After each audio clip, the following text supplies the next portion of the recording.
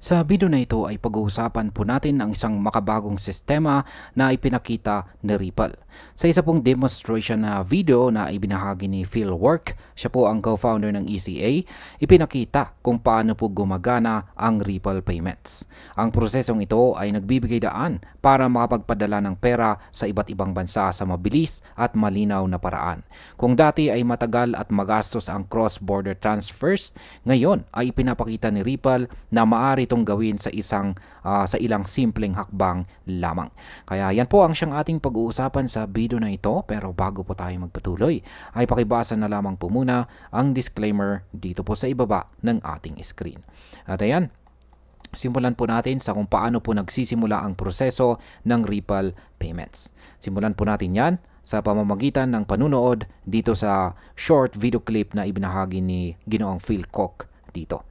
Ayan, panoorin po natin, 38 seconds lang naman po.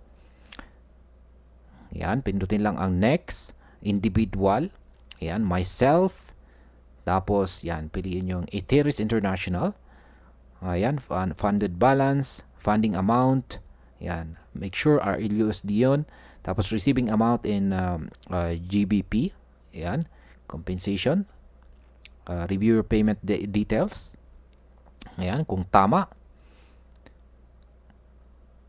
Ayan, yung transaction details, verification, tapos confirm, ayan na-process na. Payment is initiated successfully.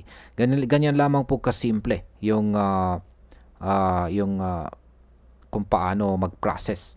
Kaya paliwanag po natin kung ano po ba yung nangyari dito kasi masyadong mabilis yung kanyang demonstration dito. Ayan, ang video po ay nagsimula sa pagpapakita na ang mga bayad sa Ripple ay gumagamit ng stablecoin balance na tinatawag po na Ripple USD or RLUSD. Mula rito ay pinipili po ng user ang create payment. May dalawa pong option, individual transfer o batch number. Kaya yan po, nakikita natin dito sa screen. May dalawang pagpipilian.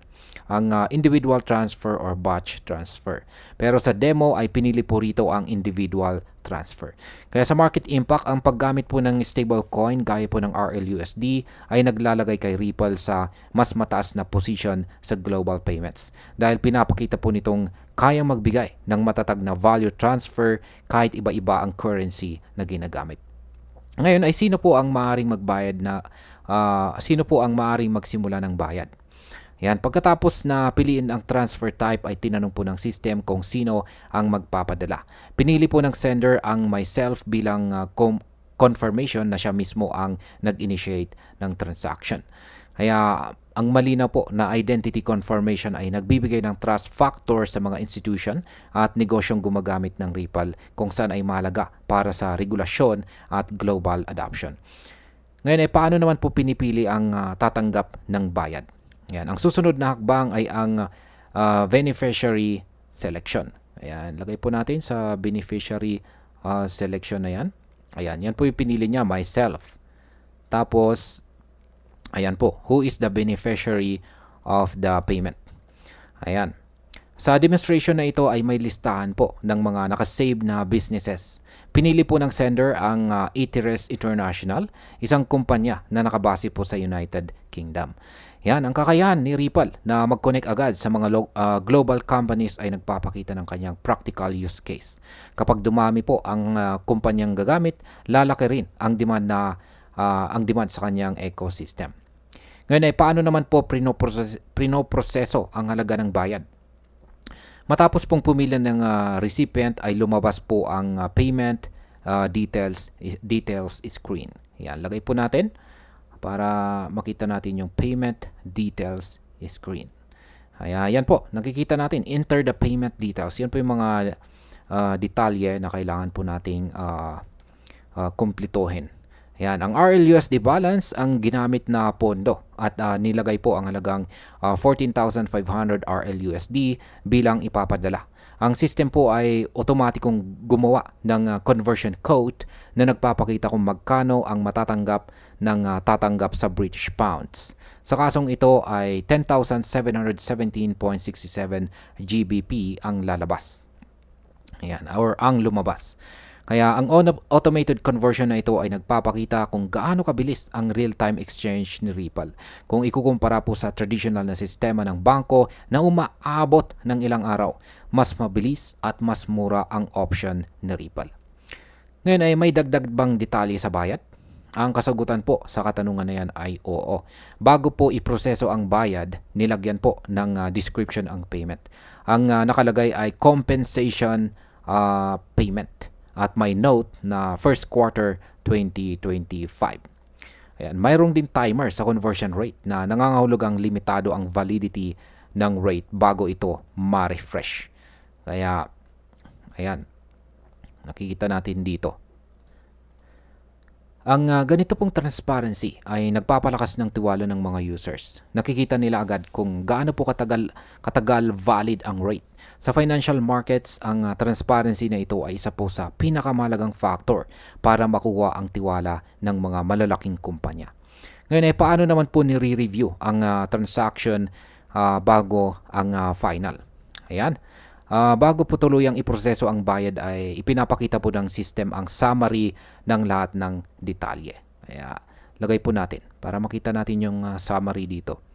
Ayan, pagkatapos po ng payment, ayan, mapupunta na po tayo sa review your payment details. Yan po yung summary.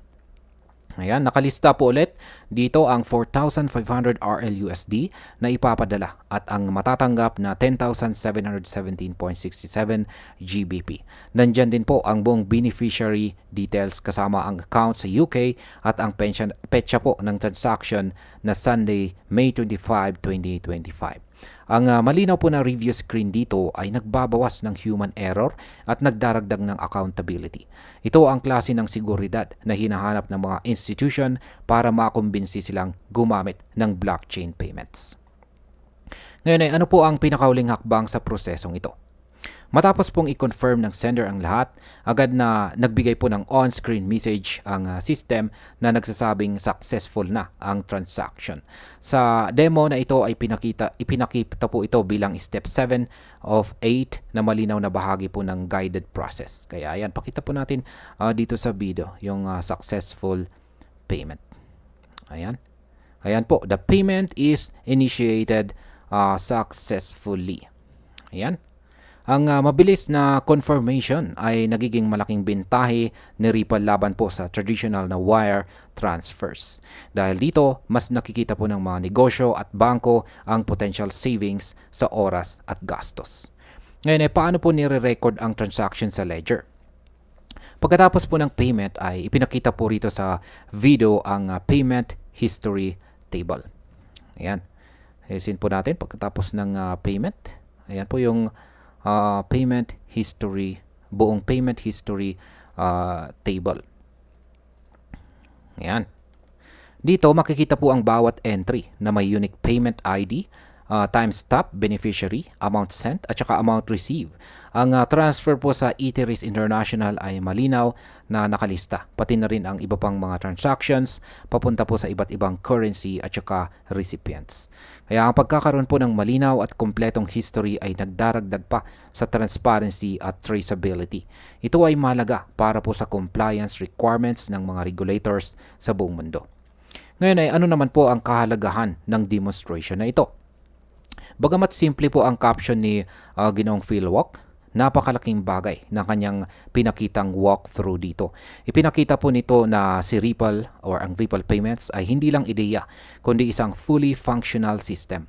Mula po sa pagsisimula ng bayad, pagpili ng recipient, pag-check ng exchange rate, at pagtanggap ng confirmation, malinaw na kompleto po ang proseso at handa para sa global adoption. Kaya sa market impact, ang ganitong public demonstration ay nagsisilbing marketing para kay Ripple. Pinapakita po nito sa investors at businesses na handa na po siyang gamitin sa totoong transaction at posibleng magdala ito ng mas mataas na demand para kay XRP. At ayan, bilang panghuli, para po sa akin, ang demonstration na ito ay isang malinaw na mensahe na si Ripple ay seryosong handa ng makipagkompetensya sa global payments industry. Ang proseso ay mabilis, malinaw at kompleto mula sa simula hanggang sa dulo. Ang pinakamalaga ay ang paggamit po ng blockchain transparency na nagbibigay ng tiwala sa mga users. Kung patuloy po na makikita ng mga negosyo at bangko ang ganitong klaseng efficiency, malaki ang posibilidad na mas lalo pang tumaas ang adoption kay Ripple. At kung mangyari po yan, maaaring makita natin ang paglakas ng kanyang presyo sa market. Sa madaling salita, si Ripple po ay hindi lang gumagawa ng ingay ngayon, kundi unti-unti na ring binabago ang paraan ng pagpapadala ng pera sa buong mundo. At ayan, hanggang dito na lamang po tayo sa video na ito. Marami pong salamat sa panonood. Ingat po tayo lagi at God bless po sa ating lahat.